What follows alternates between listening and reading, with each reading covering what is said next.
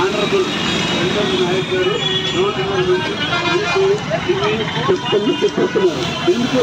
ఎవరి ప్రయోజనం కోసం? మీ ప్రయోజనం కోసం. మీరు బ్రతుకు పక్కని హైకోర్టు ఆదేశాల మేరకు ఈ ప్రొఫెషన్ జరుగుతుంది. న్యాయ సేవాధికార సంస్థ ద్వారా. వినండి, హెల్మెట్ కారణం అతివేగం అకాల మరణానికి కారణం.